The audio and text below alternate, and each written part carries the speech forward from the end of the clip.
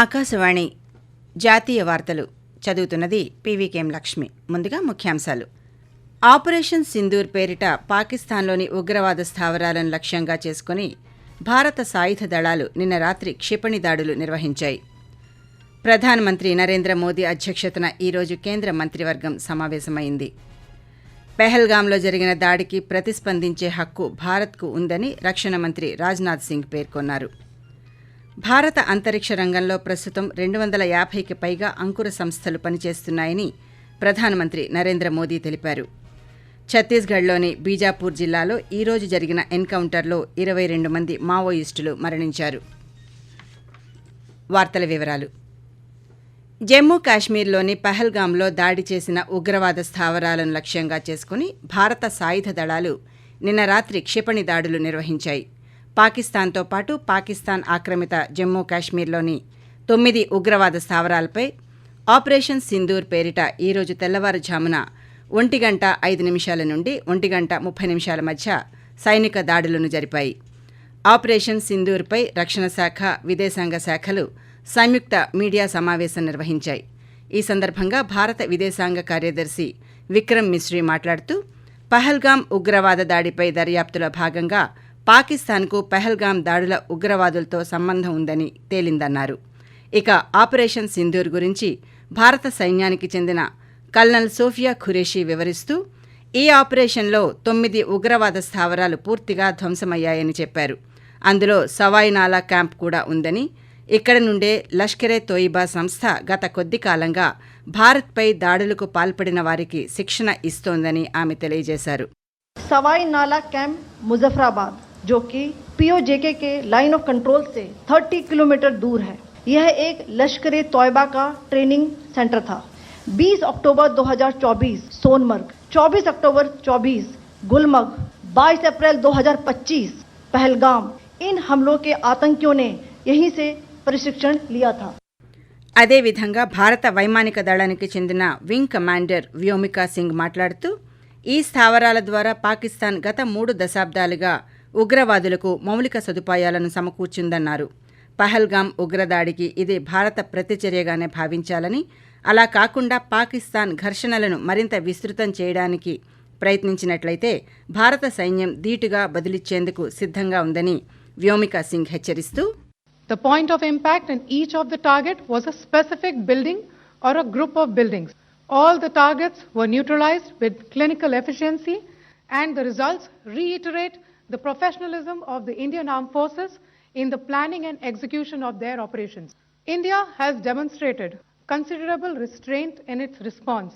However, it must be said that the Indian Armed Forces are fully prepared to respond to Pakistani misadventures, if any, that will escalate the situation.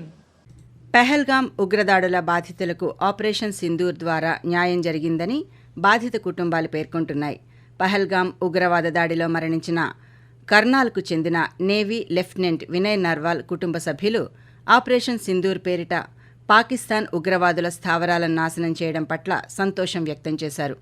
Lieutenant Vinay Narwal తండ్రి రాజేష్ నర్వాల్ ఆకాశవాణితో మాట్లాడుతూ, operation Sindoor అని పేరు పెట్టడం ఖచ్చితంగా సరైనదేనని, ఇది ఉగ్రదాడి బాధిత కుటుంబాలకు ఓదార్పునిస్తుందని ఆయన అన్నారు.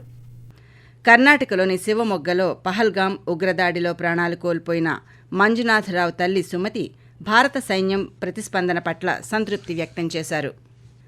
ప్రధానమంత్రి నరేంద్ర మోదీ అధ్యక్షతన ఈరోజు కేంద్ర మంత్రివర్గం సమావేశమైంది. ఆపరేషన్ సింధూర్ను విజయవంతంగా నిర్వహించినందుకు సాయుధ దళాలను ప్రధాని మోదీ ప్రశంసించారు.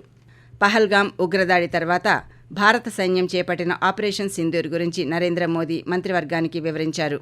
ఈ సమావేశంలో జరిగిన ఆర్థిక వ్యవహారాల కేబినెట్ కమిటీ విద్యుత్ రంగానికి బొగ్గు కేటాయింపుల విధానం, శక్తి పథకం పునరుద్ధరణకు ఆమోదం తెలిపింది. విద్యుత్ ఉత్పత్తిదారుల థర్మల్ విద్యుత్ ప్లాంట్లకు తాజాగా బొగ్గు కేటాయింపులను మంజూరు చేయడానికి సైతం ఆమోదం లభించిందని ఆర్థిక వ్యవహారాల కేబినెట్ కమిటీ ఒక ప్రకటనలో తెలిపింది. ఇదిలా ఉండగా రేపు ఉదయం 11 గంటలకు అఖిలపక్ష సమావేశం ఏర్పాటు చేసి ఆపరేషన్ సింధూర్ గురించి వివరించాలని కేంద్ర ప్రభుత్వం నిర్ణయించింది. ఆకాశవాణి జాతీయ వార్తలు వింటున్నారు. భారత అంతరిక్ష రంగం అంకుర సంస్థలు యువ ప్రతిభను ఎల్లప్పుడూ ఆహ్వానిస్తోందని ప్రధానమంత్రి నరేంద్ర మోదీ పేర్కొన్నారు. నేడు భారతదేశంలో 250కి పైగా అంతరిక్ష స్టార్టప్లు ఉన్నాయని, అవి ఉపగ్రహ సాంకేతికత, ప్రొపల్షన్ సిస్టమ్లు, ఇమేజింగ్, ఇతర రంగాలలో అత్యాధునిక పురోగతికి దోహదపడుతున్నాయని చెప్పారు. గ్లోబల్ స్పేస్ ఎక్స్ప్లోరేషన్ సదస్సు ప్రారంభం సందర్భంగా నరేంద్ర మోదీ ఈరోజు ఒక వీడియో సందేశంలో మాట్లాడుతూ శాస్త్రీయ అన్వేషణ పరిధులను పెంచుకుంటూ భారత అంతరిక్ష ప్రయాణం ముందుకు సాగుతోందని చెప్పారు. భారతదేశపు గగన్యాన్ మిషన్ దేశం యొక్క పెరుగుతున్న ఆకాంక్షలను ప్రతిబింబిస్తుందని నరేంద్ర మోదీ పేర్కొంటూ, Gaganyaan highlights our nation's rising aspirations. In coming weeks, an Indian astronaut will travel to space as part of a joint ISRO-NASA mission to the International Space Stations. By 2035, the Bharatiya Antariksh Station will open new frontiers in research and global cooperation. By 2040, an Indian's footprints will be on the moon. Mars and Venus are also on our radar. ఛత్తీస్గఢ్లోని బీజాపూర్ జిల్లాలో ఈరోజు భద్రతా దళాలతో జరిగిన ఎన్కౌంటర్లో 22 మంది మావోయిస్టులు మరణించారు. నక్సల్ వ్యతిరేక ఆపరేషన్ ఆ ప్రాంతంలో ఇంకా కొనసాగుతోంది. బీజాపూర్ జిల్లాలోని కార్గుట్ట కొండపై ఈరోజు ఉదయం ఎన్కౌంటర్ ప్రారంభమైంది. CRPF, district reserve guard, special task force, పోలీసులతో సహా వివిధ దళాల భద్రతా సిబ్బంది ఈ ఆపరేషన్లో పాల్గొంటున్నారు. ఇప్పటి వరకు 22 మంది నక్సలైట్ల మృతదేహాలను సంఘటనా స్థలం నుండి స్వాధీనం చేసుకున్నారు. పోలీసులు, సీనియర్ సిఆర్పీఎఫ్ అధికారులు నిరంతరం ఆపరేషన్ను పర్యవేక్షిస్తున్నారు. భారత సాయుధ దళాలు తమ శౌర్యం, ధైర్యాన్ని ప్రదర్శించడం ద్వారా కొత్త చరిత్ర సృష్టించాయని రక్షణ మంత్రి రాజ్నాథ్ సింగ్ పేర్కొన్నారు. ఆపరేషన్ సింధూర్ని విజయవంతంగా చేపట్టినందుకు భారత సాయుధ దళాలను ఆయన అభినందించారు. నిన్న రాత్రి భారత రక్షక దళాలు అత్యంత ఖచ్చితత్వం, సున్నితత్వంతో వ్యవహరించాయని చెప్పారు. జమ్మూ కాశ్మీర్లోని పెహల్గాంలో జరిగిన దాడికి ప్రతిస్పందించే హక్కు భారత్కు ఉందన్నారు. ఉగ్రవాద స్థావరాలను మాత్రమే ఈ ఆపరేషన్లో లక్ష్యంగా చేసుకున్నామని ఈరోజు న్యూఢిల్లీలో జరిగిన ఒక కార్యక్రమంలో రాజ్నాథ్ సింగ్ పేర్కొంటూ, भारत ने अपनी सरजमी पर हुए हमले का जवाब देने के लिए अपने राइट टू रेस्पॉन्ड का इस्तेमाल किया है और हमारी यह कार्रवाई बेहद सोच समझकर सधे हुए तरीके से की गई है. आतंकियों के हौसले पस्त करने के उद्देश्य से यह कार्रवाई महज उनके कैंप्स और इंफ्रास्ट्रक्चर तक ही सीमित रखी गई है. मैं पुनः हमारे आर्म्ड फोर्सेस के शौर्य को मैं नमन करता हूं.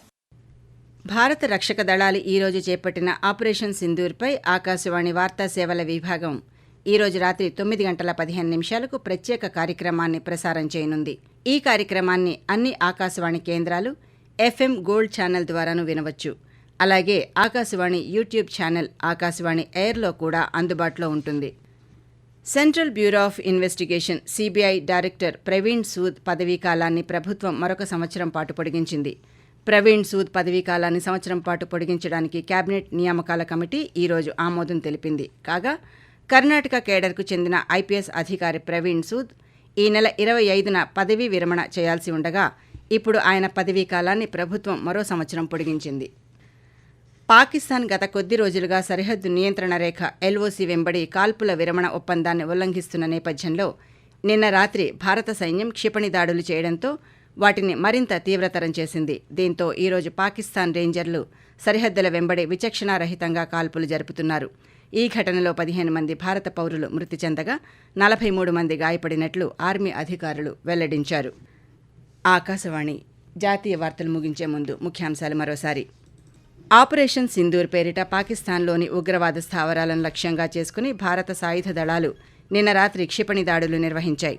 ప్రధానమంత్రి నరేంద్ర మోదీ అధ్యక్షతన ఈరోజు కేంద్ర మంత్రివర్గం సమావేశమైంది.